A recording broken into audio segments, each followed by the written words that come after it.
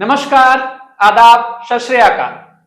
स्वागत है आप सभी का आपके इस प्यारे से चैनल पे जिसका नाम है डीएनएस यानी कि डे नाइट स्टडी। तो प्यारे बच्चों, कैसे हो? आई होप कि सब लोग अच्छे होंगे, कुशल और मंगल होंगे। सबसे पहले तो आप सभी को बहुत बहुत बधाई कि आप लोगों ने अपने फर्स्ट सेमेस्टर का एग्जाम, बीएससी फर्स्ट सेमेस्टर का एग्जाम, या फिर बायो के स्टूडेंट, चाहे किसी भी सब्जेक्ट के आप स्टूडेंट रहे हो, आपने अपने सारे एग्जाम अच्छे से टैकल किए। अब बात आई है सेकंड सेमेस्टर की। तो जब बात आई है सेकंड सेमेस्टर की, तो हम खड़े भी हैं सेकंड सेमेस्टर के लिए, ठीक है। और आप लोग के रिव्यू भी मैंने वीडियोस देखे, हालांकि मैं वहां नहीं पहुंच सका, इस बात के लिए मुझे कष्ट है, खेद है, लेकिन आप लोग के रिव्यूज देख के, आप लोग के कमेंट देख के मन बहुत प्रसन्नित हो गया कि चलो कम से कम पढ़ाया हुआ, जितना मेहनत हुआ है, आप लोगों ने उस चीज को सार्थक किया है। तो प्यारे बच्चों, आज हम यहाँ पे प्रेजेंट हैं आप लोग के लिए सेकंड सेमेस्टर के बीएससी सेकंड सेमेस्टर के बीएससी मैथ सेकंड सेमेस्टर के फिजिक्स का सिलेबस डिस्कशन करने के लिए। तो जो बच्चे एक्साइटेड है पढ़ने के लिए, या जो नए बच्चे आएंगे जिन्हें नहीं पता है, वो इस वीडियो को ध्यान से देखेंगे, क्योंकि आज के इस वीडियो में हम पूरा सिलेबस डिस्कशन कर रहे होंगे, ठीक है।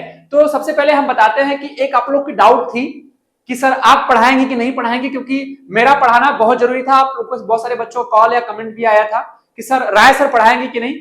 तो ये डेफिनेटली श्योर होता है कि राय सर आप लोग को पढ़ाएंगे, और राय सर जब तक डीएनएस है तब तक डीएनएस पे ही पढ़ाएंगे, इस बात की गारंटी, इस बात की जिम्मेदारी है, ठीक है। तो पढ़ो, मैं कहीं से भी रहूंगा। हालांकि मोस्ट ऑफ द बच्चों को पता है कि आफ्टर द मेरा पीएचडी में सिलेक्शन हो गया है, मैं पीएचडी परस्यूइंग कर रहा हूं, जैसे आप नोटिफिकेशन मिला है। तो चाहे चाहे चाहे मैं जहां से भी रहूं, ये पढ़ाई आपकी नहीं रुकेगी। मैंने जिम्मेदारी उठाई है, तो आपको बीएससी का नैया पार लगाऊंगा, ठीक है। तो आओ हम लोग अपना ये फिजिक्स का सिलेबस डिस्कशन करते हैं। देखो, हर बार की तरह फिजिक्स का सिलेबस भी पार्ट 2 में है, पार्ट ए और पार्ट बी।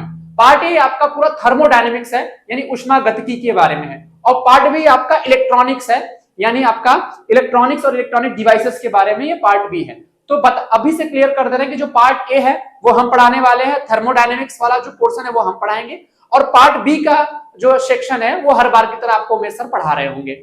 और एक सिलेबस डिस्कशन करने से पहले एक और इंपॉर्टेंट नोटिफिकेशन, कि कुछ बच्चों का हो सकता है, कुछ बच्चों का एग्जाम रिटन एग्जाम होता है आपके सेमेस्टर्स में, कुछ बच्चों का एग्जाम एमसीक्यूज बेस्ड पे होता है। फर्स्ट सेमेस्टर में थोड़ी सी दिक्कत हुई थी, क्योंकि हम लोगों ने स्ट्रक्चर तैयार नहीं कर रखा था एमसीक्यूज बेस्ड वालों का, लेकिन हम लोगों ने तैयारी करवाया, हमने क्वेश्चंस कराए, हमने लाइव सेशन रखा, उसमें डाउट क्लियर हो गए। लेकिन सेकंड सेमेस्टर में हम लोगों ने फर्स्ट सेमेस्टर से कुछ सीख लेके सेकंड सेमेस्टर वालों का हम लोगों ने ऐसा एक स्ट्रक्चर तैयार किया है, जिसमें जो बच्चे आपके रिटन टेस्ट देंगे, जिनका रिटन एग्जाम होगा, और जो बच्चे जिनका एमसीक्यूज बेस्ड पे होगा, वो दोनों ही तरह के हम लोगों ने पैटर्न तैयार किए हैं। तो आओ चलो सिलेबस पे डिस्कशन करते हैं, ठीक है। कैसे कैसे पढ़े वो सारी चीजें हैं। तो जैसा मैंने बताया कि पार्ट ए आपका थर्मोडायनेमिक्स में है। थर्मोडायनेमिक्स का जो पहला नियम आता है, zeroth and first law of thermodynamics, पूरा चैप्टर है जीरोथ यानी शून्य, और फर्स्ट नियम है प्रथम नियम है। उसमें क्या बेसिकली तुमको स्टेट फंक्शन यानी पथ फलन और स्टेट फंक्शन, पाथ फंक्शन, कुछ टर्मिनोलॉजी है थर्मोडायनेमिक्स के, जैसे कि pressure, volume, temperature, Boyle's law, Charles law, ये सब सारे हमको पढ़ने हैं। जीरोथ लॉ और फर्स्ट लॉ फिर बताएंगे कि जीरोथ और फर्स्ट लॉ में क्या डिफरेंस है बेटा। Work done in various thermodynamic process, बहुत सारे थर्मोडायनेमिक प्रोसेस है, जैसे कि एडियाबैटिक, आइसोबारिक, आइसोकोरिक ना, इसमें सारे बहुत सारे प्रोसेस ना, जैसे हिंदी में पढ़ा होगा ना, समतापी प्रक्रम, रुद्धोष्म प्रक्रम, ये सारे प्रक्रम जो है उस सब प्रक्रम में किया गया कार्य निकालेंगे। एंथैल्पी मोस्ट इंपॉर्टेंट चीज है, एंथैल्पी के बारे में डिस्कशन करेंगे। और सबसे इंपॉर्टेंट जो चीज आती है इसमें कार्नोट इंजन के बारे में आती है। कार्नोट इंजन और ऑटो इंजन में हम उसको डिफरेंशिएट करने की कोशिश करेंगे। फिर सेकंड जो आपका चैप्टर आता है वो basically second and third law of thermodynamics है। सेकेंड लॉ ऑफ थर्मोडायनेमिक्स जब बेसिकली हम बात करते हैं किससे, क्लैसियस इनइक्वालिटी के ऊपर, एंट्रोपी के ऊपर बात करते हैं, और हम बात करते हैं जो हमारे एंट्रोपी चेंज होती है वेरियस थर्मोडायनेमिक प्रोसेस में, चाहे आइसोबारिक प्रोसेस हो, चाहे आइसोथर्मल प्रोसेस हो, चाहे आइसोकोरिक प्रोसेस हो। इन सब प्रोसेसेस में कैसे आपकी एंट्रोपी कैसे चेंज होती है, उस सब के बारे में हम बात करेंगे। फिर हम जो सबसे इंपॉर्टेंट आता है इस चैप्टर में वो मैक्सवेल रिलेशन है, और कुछ इसकी कंडीशन ऑफ फिजिबिलिटी, एक रिएक्शन कब होगा, कैसे नहीं होगा, कोई रिएक्शन कैसे होगा, कब उसकी फिजिबिलिटी क्या है, तो ये सारी चीज हम सेकंड चैप्टर के अंदर बात करेंगे। थर्ड चैप्टर के अंदर हम काइनेटिक थ्योरी ऑफ गैस पढ़ेंगे। हालांकि जब आप लोग पढ़ रहे होंगे तो आप लोग देखेंगे कि हम ये फोर्थ से स्टार्ट किया, थ्योरी ऑफ रेडिएशन से हम इसको स्टार्ट करेंगे, ये पढ़ाने के बाद, थर्ड पढ़ाने के बाद तब हम फर्स्ट पे आएंगे, ठीक है। ये हमारा प्रोसेस होता है। लेकिन थर्ड चैप्टर में क्या है बेटा, काइनेटिक मॉडल है, मैक्सवेल का डिस्ट्रीब्यूशन है, उसके बाद इसमें law of equipartition of energy है, ठीक है। सारी चीज इसके अंदर में ज्यादा डिस्कशन नहीं कर रहे, ज्यादा डिस्कशन सिलेबस के अंदर क्या क्या पढ़ना वो हम क्लास के अंदर टोटली डिस्कशन करेंगे। आपको पूरा पीडीएफ दिख रहा भी होगा, ठीक है। आप ये मत सोचिए कि अभी मैं इंग्लिश में बता रहा हूं तो क्लास में भी इंग्लिश में पढ़ाऊंगा, ऐसा कुछ नहीं है।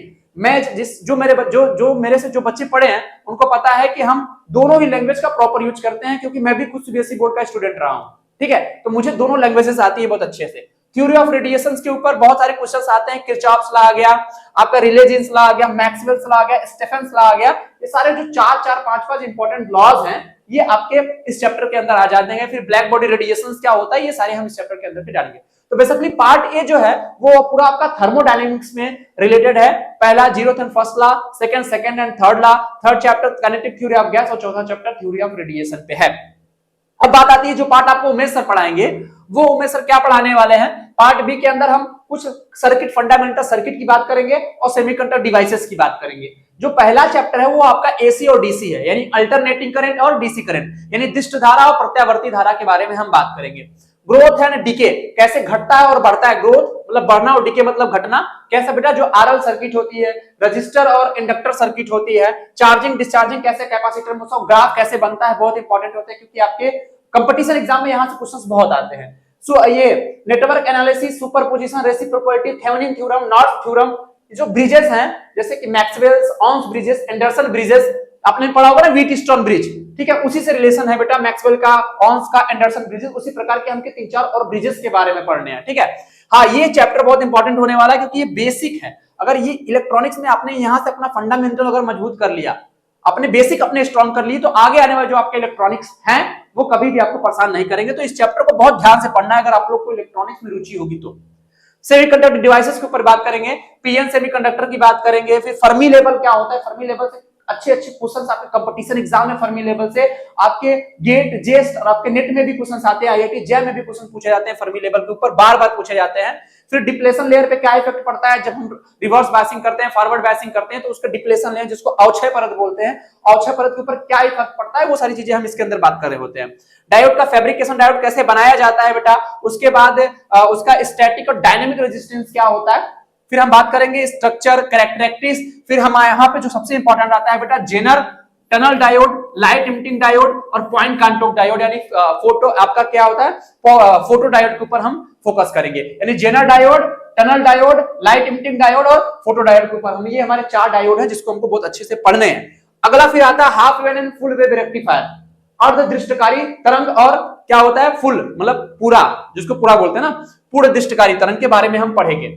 फिर उसके बाद कुछ उसका कैलकुलेशन, उसको रिपल फैक्टर निकालेंगे। रिपल फैक्टर क्या होता है कि उसके डीसी में कितना एसी का पार्ट आ गया है, क्या करता है आपका जो आपका रेक्टिफायर होता है वो क्या करता है, एसी करंट को डीसी में कन्वर्ट करता है। तो जरूरी नहीं है कि आपके 100% एसी करंट को 100% डीसी में कन्वर्ट करें, डीसी में भी कुछ एसी का पार्ट रहता है, उसी को रिपल फैक्टर बोलते हैं। हम रिपल फैक्टर निकालने की कोशिश करेंगे। फिर एफिशिएंसी निकालेंगे और कुछ वोल्टेज रेगुलेटर के बारे में बात करेंगे। जेनर डायोड को हम वोल्टेज रेगुलेटर के रूप में कैसे यूज कर सकते हैं।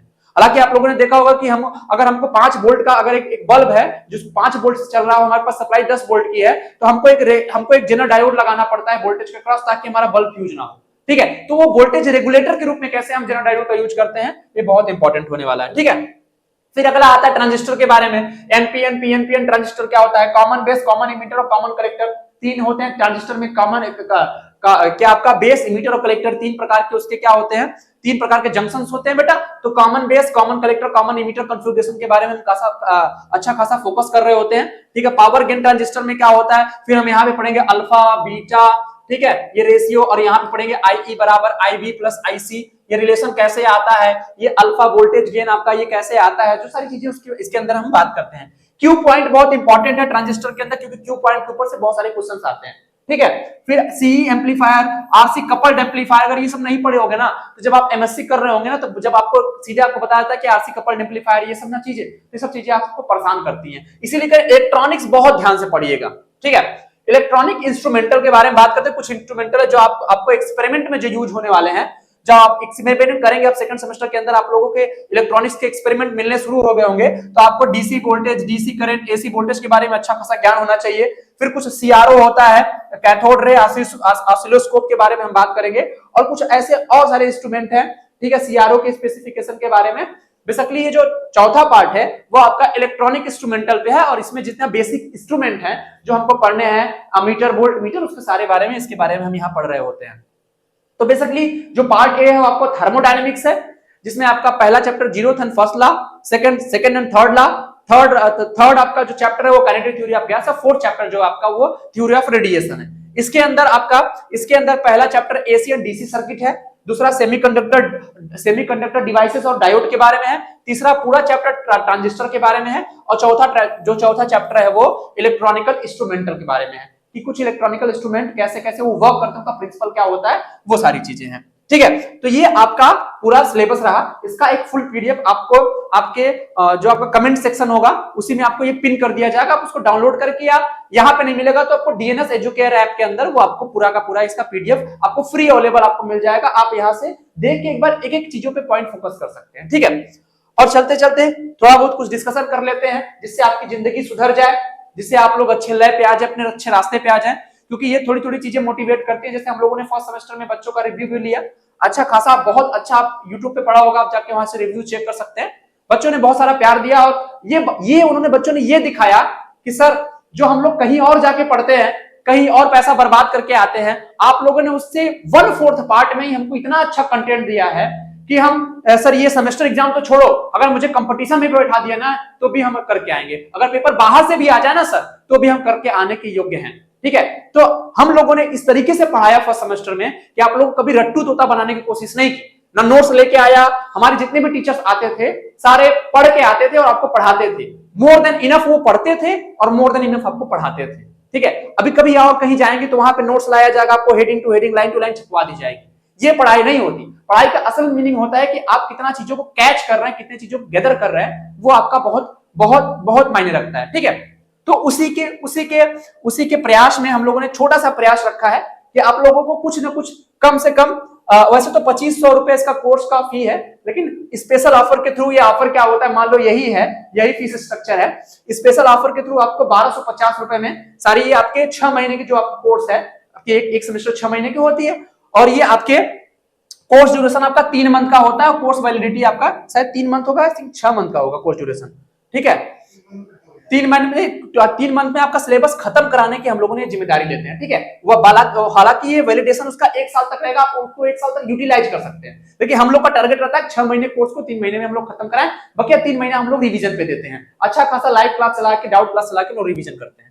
क्या क्या मिलेगा, पहली बात तो बीएससी मैथ, बायोलॉजी, एग्रीकल्चर और बीकॉम की क्लासेस, यही 4 अभी प्रेजेंट टाइम में ये डीएनएस एजुकेयर ऐप के अंदर ये 4 क्लासेस रन करती हैं। ठीक है, और कोई बहकाने की कोशिश करे तो बहकने की कोशिश मत करना। लाइव प्लस रिकॉर्डेड लेक्चर्स आपको मिल जाएंगे, लाइव डाउट सेशंस आपको मिल जाएंगे, क्लास नोट्स जो आपको पढ़ाया जाएगा, क्लास नोट्स पीडीएफ इसका जो मैं बोर्ड पे लिखाऊंगा वो भी मिल जाएगा, साथ साथ टीचर अपना बनाया हुआ हैंड रिटन नोट्स भी देता है, जिससे आपको एग्जाम में लिखने में आसानी हो जाए। पीवाईक्यू विद द सॉल्यूशन जो कहीं नहीं मिलता, हर साल का पीवाईक्यू हम लोग रखते हैं बच्चों से लेके, उसका पीवाईक्यू लास्ट में कराया जाता है सॉल्यूशन के साथ। ठीक है, कुछ मॉडल सैंपल पेपर भी तैयार किए जाते हैं, किया गया है, ताकि आप लोग की आसानी हो जाए चीजें के वो एग्जाम कैसे दिया जाता है, टेस्ट भी कराए जाते हैं। और सबसे इंपॉर्टेंट बात है कि स्पेशल गाइडेंस एग्जाम जब आप ज्वाइन होते हो तो आपको एक ग्रुप बना के ज्वाइन कर दिया जाता है, उस ग्रुप के अंदर आपके फैकल्टी के जितने भी टीचर्स रहते हैं वो आपसे बात करते हैं, आपसे रूबरू होते हैं, आपसे क्वेश्चंस पूछते हैं, आप आपके डाउट सॉल्व करते हैं, चाहे किसी भी समय। ठीक है, ये हुआ, और ये जानकारी के लिए नंबर है बेटा 6387986764, ये नंबर है बेटा, चाहे आप व्हाट्सएप कर लो, चाहे कॉल कर लो एट एनी टाइम, अभी कोई रिस्ट्रिक्शन नहीं है, लेकिन अभी आप फ्री हो, किसी भी समय कॉल करके आप और जानकारी ले सकते हो अगर कुछ डाउट मेरे माध्यम से इस वीडियो में छूट गई हो तो। ठीक है, और दूसरी सबसे इंपॉर्टेंट बात है कि ये अपने मोबाइल में ये डीएनएस एजुकेयर ऐप जरूर रख लेना, क्योंकि यहाँ से सारी चीजें, आपकी सारी इंफॉर्मेशन, जो भी वीडियोस अपलोड होंगी यहाँ पे आपको नोटिफिकेशन भी मिल जाएगा। ठीक है, और दूसरी बात की व्हाट्सएप ग्रुप में आप अपना नाम और पता लिख के, अपना नाम और कोर्स लिख के एटलीस्ट आप ज्वाइन हो जाइएगा, आपका नंबर सेव हो जाएगा, तो जो भी इंफॉर्मेशन डीएनएस चैनल पे आती रहेंगी व्हाट्सएप के थ्रू आप लोग को इंफॉर्मेशन मिलती रहेंगी। ठीक है, तो ये हम लोग की तरफ ये छोटा सा प्रयास रहा, मात्र 1250 रुपए में आप लोग एक बार ज्वाइन हो जाएंगे। आप पिछले बच्चों से फीडबैक भी ले सकते हैं, जो बच्चे फर्स्ट सेमेस्टर में पढ़ के आए, जो थर्ड सेमेस्टर जो आपसे पढ़ के गए हैं थर्ड सेमेस्टर में, फोर्थ सेमेस्टर में, उससे आप फीडबैक भी ले सकते हैं। ठीक है, और सबसे इंपॉर्टेंट बात कि डीएनएस की कोई ऑफलाइन ब्रांच नहीं है। अगर कोई कहे कि डीएनएस के नाम से ऑफलाइन ब्रांच है, बेटा यहाँ ज्वाइन कर लो, वही चीज पढ़ाई जाती है, डीएनएस का ऑफलाइन ब्रांच है, तो ये क्लियर करता हूं कि डीएनएस का अभी कोई ऑफलाइन ब्रांच नहीं है। जब भी डीएनएस का बहुत सारे बच्चे कहते हैं कि सर आपको ऑफलाइन खोलना चाहिए, हम लोग ऑनलाइन ही इतना अच्छा काम कर रहे हैं, हम लोग ऑफलाइन में जाके हम लोग बहुत भीड़ नहीं मचाना है, ठीक है। तो ऑनलाइन जब सारी चीजें इतनी अच्छी चल रही है, हम कंटेंट पे फोकस कर रहे हैं, हम जब ऑनलाइन सारी चीजें इंप्रूव कर लेंगे, दी बेस्ट हो जाएंगे, उसके बाद हम ऑफलाइन पे अभी फोकस करेंगे। तो डीएनएस का कोई ऑफलाइन ब्रांच नहीं है, इसलिए कि बहुत सारे बच्चों के पास कॉल जाता है, उनसे कहा जाता है कि ऑफलाइन ब्रांच है, बच्चे वहां फंस जाते हैं पैसा देके, और इससे कई गुना ज्यादा पैसे दिए जाते हैं वहां पे, और ये बोल के कि डीएनएस का ऑफलाइन ब्रांच है, ठीक है। तो ऐसा कुछ नहीं है, कहीं ऑफलाइन ब्रांच नहीं है, सावधान रहें और सतर्क रहें, ठीक है। तो बच्चों ये छोटा सा प्रयास था सिलेबस डिस्कशन का, और कुछ जानना हो, अधिक जानकारी जानना हो तो आप ऑफिशियल से आप डीएनएस के ऑफिशियल नंबर से पर्सनली किसी टीचर का या मेरा टीचर का नंबर या राय सर का नंबर मांग के आप मुझसे कॉल कर सकते हैं, मुझसे जानकारी ले सकते हैं। अगर फिजिक्स से रिलेटेड कुछ आपको प्रॉब्लम हो, मैं आपका बीएससी मैथमेटिक्स का मेंटोर भी हूं, तो आप क्या कर सकते हैं कि आप मेरा नंबर सेव करके कोई भी प्रॉब्लम आए तो मुझे कॉल कर लीजिएगा, मैसेज करिएगा, क्योंकि अब ऐसी जर्नी है कि मैं हो सकता है कि कॉल का कम रिस्पॉन्स कर पाऊं, लेकिन मैसेज में मैं सबका रिस्पॉन्स करूंगा, ठीक है। तो जल्दी ही मिलते हैं किसी और इंफॉर्मेटिव वीडियो के साथ। तब तक के लिए अपना ख्याल रखिए, अपने घर वालों का ख्याल रखिए। Bye bye, take care.